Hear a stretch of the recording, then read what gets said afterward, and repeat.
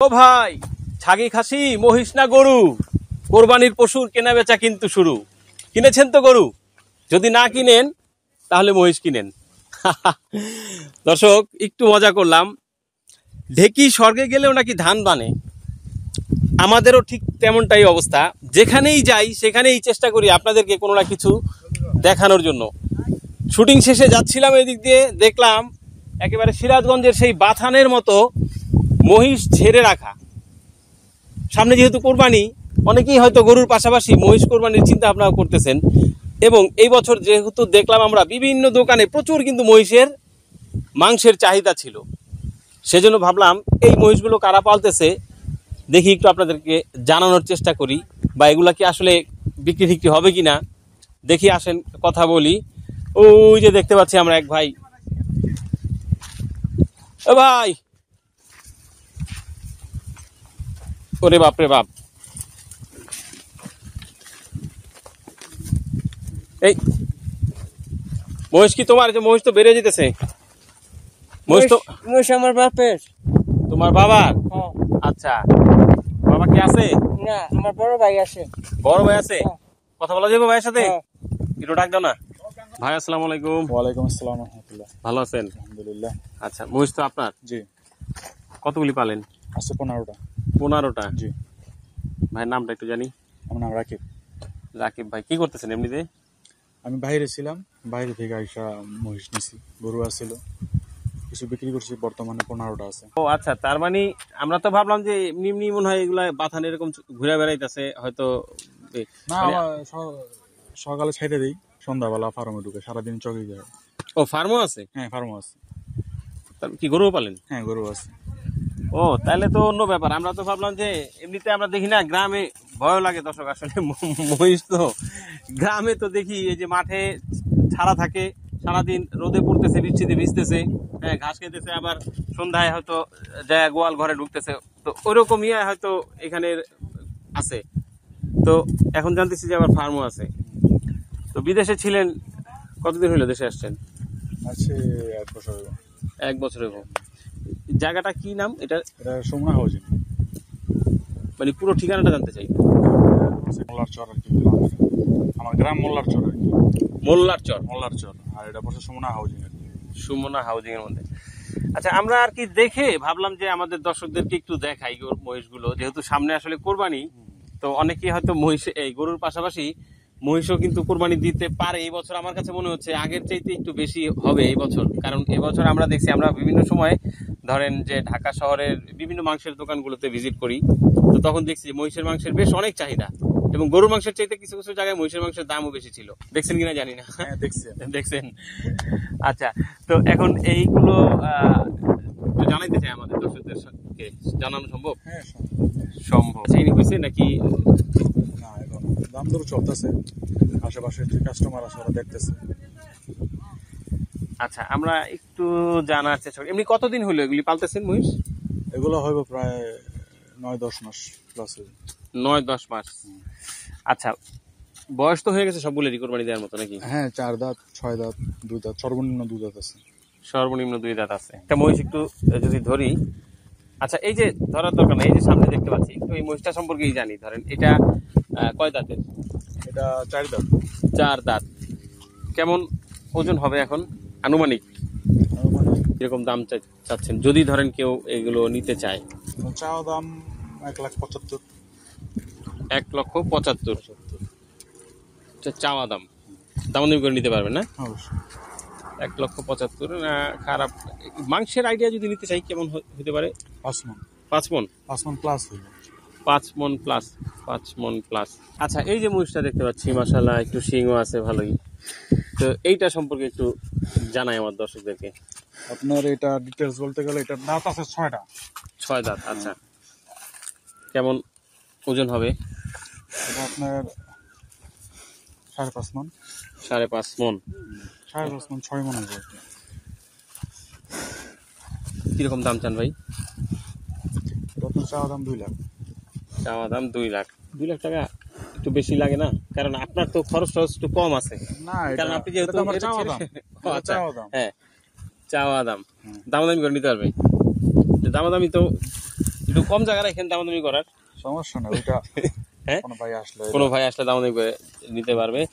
আচ্ছা দর্শক, আরেকটা জিনিস, সেটা হলো যে মহিষ হয়তো কেমন লাগছে দেখতে জানি না, তো এগুলো যেহেতু আসলে খুব ওইভাবে মানে ঘরের ভিতরে রেখে পালা হচ্ছে না, সেই ক্ষেত্রে কিন্তু হয়তো দেখতে ভালো লাগবে না, কিন্তু আমার মনে হয় এই মহিষগুলোর একটু ভিন্নতা পাওয়া যাবে, কারণ যেহেতু এগুলো একেবারে সেই গ্রামের যে গরু লালন পালন হয় যেভাবে গোয়াল ঘরে থাকে, রোদে পুড়ে বৃষ্টিতে ভিজে, তো এগুলো আমরা যেরকমটা দেখলাম আসলে সেইভাবেই কিন্তু এরা বড় হচ্ছে।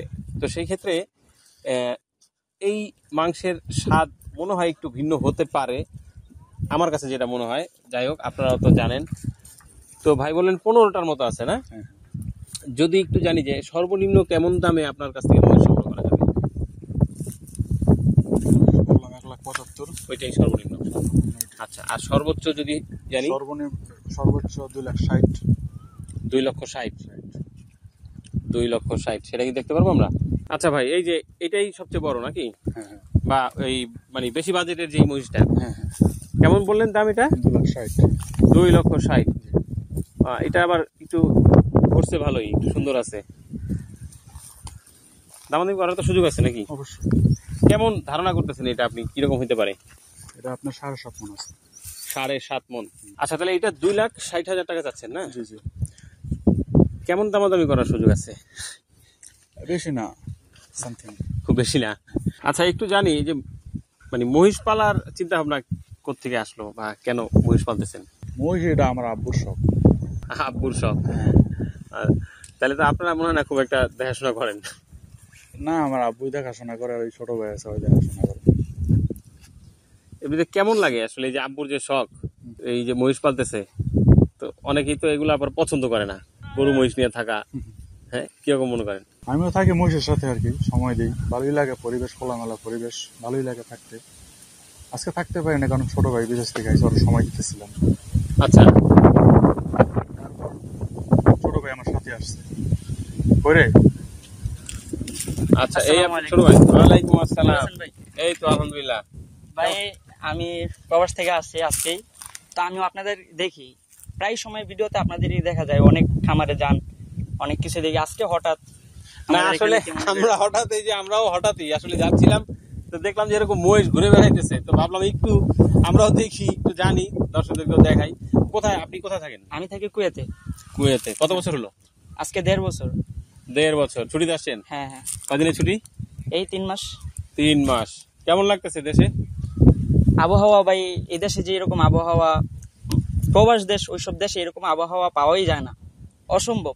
এই যে এখানে আসছে, কত সুন্দর পরিবেশ, এখানে এসে দাঁড়াইছি, যে একটা আবহাওয়া আসতেছে, বাতাস কত সুন্দর, এগুলো শরীরে লাগে, শরীরটা অনেক, কি বলবো ভাই, মন থেকেই অনেক সুন্দর একটা ফিল আসে, অনেক এত সুন্দর ফিল পরিবেশ। আসে। আচ্ছা, তো যাক, ভাই তো এখানে একেবারে যে মহিষ দেখতেছি বিনা খরচে লালন পালন করে ফেলাইতেছেন। না রে ভাই, কি যে কোন খরচ আছে না এটার মধ্যে? হ্যাঁ, অনেক খরচ আছে এটার মধ্যে। কি বলেন? হ্যাঁ, খাওয়া হয় না, ওদের সন্ধ্যাবেলা ফার্মে ঢুকায় খাওয়ান দিতে হয়, খোল ভুসি, গমের ভুসি, বুটের ভুসি, খরচ আছে না, অনেক খরচ আছে। আপনার ওরা চকে চইরা খায়। আপনার মুরগি যেমন দেশীয় মুরগি, ফার্মেরটাও ব্রয়লার, ওইটাও মুরগি। আচ্ছা আচ্ছা, মুরগি নামে মুরগি, কিন্তু কামে কিন্তু এক না। ব্রয়লার মুরগি কত করে কেজি? 220 না 200, এরকমই হবে, 200 টাকা। আর দেশি মুরগি কত করে? এ তো 400-500 টাকার নিচে পাওয়া যায় না, সাইজ অনুযায়ী আর কি। দেশিটা, এটা হলো দেশি অরিজিনাল, চকে চইরা খাইতেছে। আর ওইটা কিন্তু ব্রয়লার ফার্মের ভিতরে ঢুকে রয়েছে। আচ্ছা, তার মানে এটা কি দেশি মুরগির সাথে যাতে একইলে কি মানে ভিন্ন ভাই, এটা দেশি মুরগির সাথে তুলনা দেওয়াই যাবো না, কি বলবো আপনার। এই যে আমি তো এখন আসছি, কত বাজার সাথ করতে হয়। আমি বাজারে গেছি, যেরকম ধরেন ফার্ম মুরগি 170 টাকা কিলো, 180 টাকা কিলো। আর একটা দেশি মুরগি, আমি এই গতকালকে দেশি মুরগি আনছি 4টা, প্রায় 1300-1400 টাকা লিয়া টান দিছে। মানে ওইগুলার স্বাদ আর এগুলার স্বাদ ভাই আপনিই বলেন কিরকম হইতে পারে। না, সেটা তো অবশ্যই দেশি হ্যাঁ, মুরগির স্বাদ। ওইটাই এরকমই। এগুলা আমার চাচা পালে, যে মানে যে একটা পরিবেশ দেখতেছেন, এগুলা মনে করেন যে সকাল 6টা থেকে এই সন্ধ্যা 6টা পর্যন্ত এই পরিবেশই থাকে। আমাদের যে বলতেছেন যে খরচ নাই, এটা বললে ভাই ভুল হইব, কারণ সারা রাত্র আমাদের নিজস্ব ভাবে গাছ লাগানো আছে, যেগুলা এখন আঞ্চলিক সব দেশেই পাওয়া যায়।